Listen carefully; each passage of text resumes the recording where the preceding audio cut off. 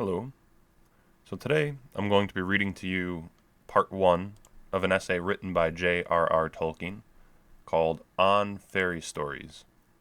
And at first glance, when you just see fairy stories, most people will think, oh, that's childish or that's stupid or what could you possibly get out of that? But I think Tolkien's conception of the fairy story is a lot different from what you might expect.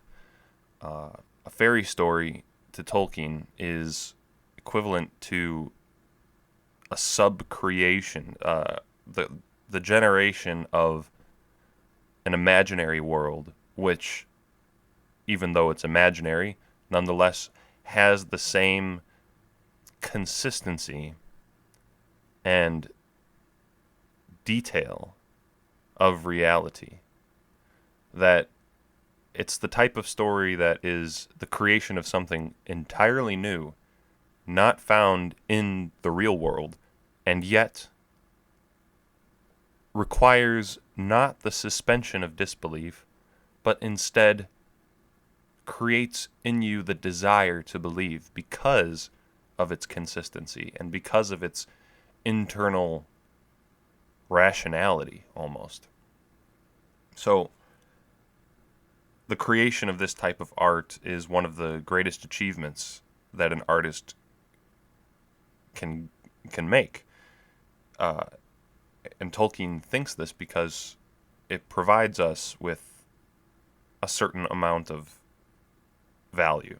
It enriches our lives, and it gives us certain things that cannot be acquired almost anywhere else.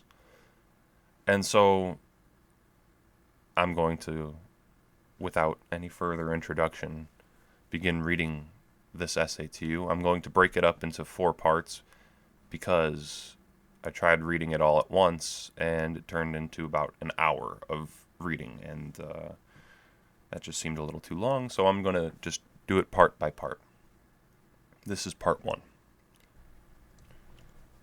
I propose to speak about fairy stories, though I am aware that this is a rash adventure. Fairy is a perilous land, and in it are pitfalls for the unwary and dungeons for the overbold. And overbold I may be accounted, for though I have been a lover of fairy stories since I learned to read and have at times thought about them, I have not studied them professionally. I have been hardly more than a wandering explorer, or trespasser, in the land, full of wonder, but not of information. The realm of fairy story is wide and deep and high and filled with many things. All manner of beasts and birds are found there, shoreless seas and stars uncounted, beauty that is an enchantment and an ever-present peril, both joy and sorrow as sharp as swords. In that realm a man may, perhaps, count himself fortunate to have wandered, but its very richness and strangeness tie the tongue of a traveler who would report them, and while he is there, it is dangerous for him to ask too many questions, lest the gates should be shut and the keys be lost. There are, however, some questions that one who is to speak about fairy stories must expect to answer, or attempt to answer, whatever the folk of fairy may think of his impertinence. For instance, what are fairy stories? What is their origin? What is the use of them? I will try to give answers to these questions, or such hints of answers of them as I have gleaned, primarily from the stories themselves, the few of all their multitude that I know. What is a fairy story? In this case, you will turn to the Oxford English Dictionary in vain. It contains no reference to the combination fairy story, and is unhelpful on the subject of fairies generally.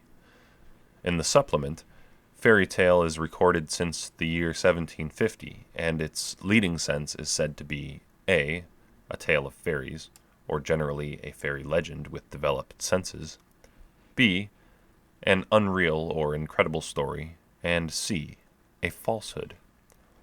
The last two senses would obviously make my topic hopelessly vast, but the first sense is too narrow. Not too narrow for an essay, it is wide enough for many books, but too narrow to cover the actual usage. Especially so if we accept the lexicographer's definition of fairies, quote, supernatural beings of diminutive size, in popular belief supposed to possess magic powers and to have great influence for good or evil over the affairs of men. Supernatural is a dangerous and difficult word in any of its senses, looser or stricter.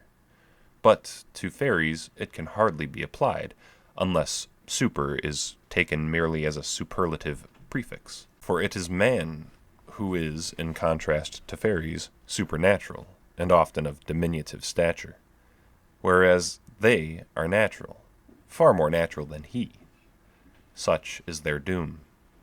The road to fairyland is not the road to heaven, nor even to hell, I believe, though some have held that it may lead thither indirectly by the devil's tithe.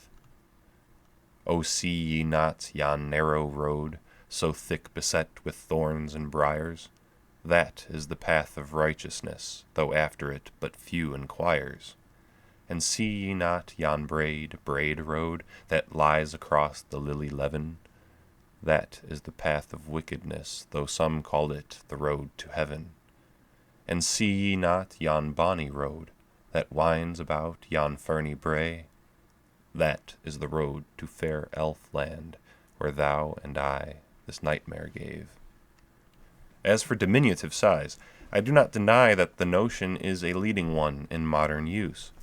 I have thought that it would be interesting to try to find out how that came to be so, but my knowledge is not sufficient for a certain answer. Of old there were indeed some inhabitants of fairy that were small, though hardly diminutive, but smallness was not characteristic of that people as a whole. The diminutive being, elf or fairy, is, I guess, in England largely a sophisticated product of literary fancy. It is perhaps not unnatural that in England, the land where the love of the delicate and fine has often reappeared in art, fancy should, in this matter, turn toward the dainty and diminutive, as in France it went to court and put on powder and diamonds. Yet I suspect that this flower and butterfly minuteness was also a product of rationalization, which transformed the glamour of elfland into mere finesse, and invisibility into a fragility that could hide in a cowslip or shrink behind a blade of grass. It seems to become fashionable soon after the great voyages had begun to make the world seem too narrow to hold both men and elves. I said the sense stories about fairies was too narrow.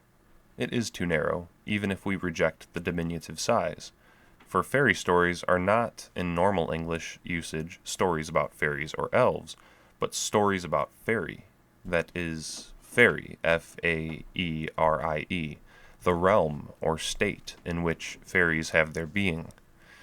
Fairy contains many things besides elves and fays, and besides dwarves, witches, trolls, giants, or dragons. It holds the seas, the sun, the moon, the sky, and the earth, and all things that are in it, tree and bird, water and stone, bread and wine, and ourselves, mortal men, when we are enchanted.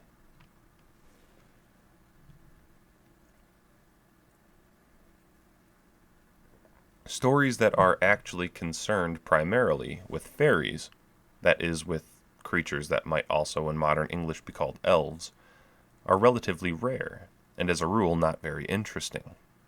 Most good fairy stories are about the adventures of men in the perilous realm, or upon its shadowy marches.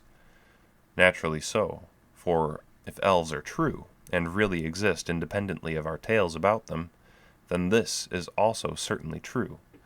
Elves are not primarily concerned with us, nor we with them. Our fates are sundered, and our paths seldom meet. Even upon the borders of fairy we encounter them only at some chance crossing of the ways.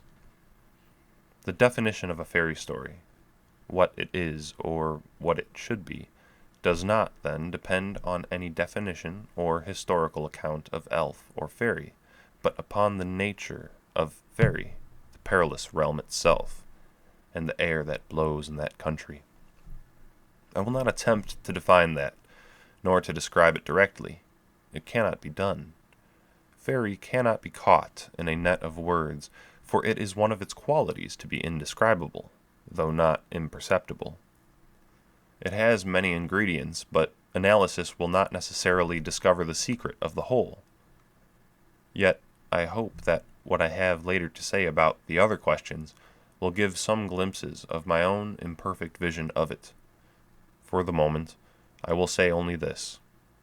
A fairy story is one which touches on or uses fairy, whatever its own main purpose may be: satire, adventure, morality, fantasy. Fairy itself may perhaps most nearly be translated by magic. It is magic of a peculiar mood and power, at the furthest pole from the vulgar devices of the laborious, scientific magician. There is one proviso. If there is any satire present in the tale, one thing must not be made fun of: the magic itself. That must, in that story, be taken seriously, neither laughed at nor explained away. This concludes the first section of Tolkien's On Fairy Stories. Thank you for watching.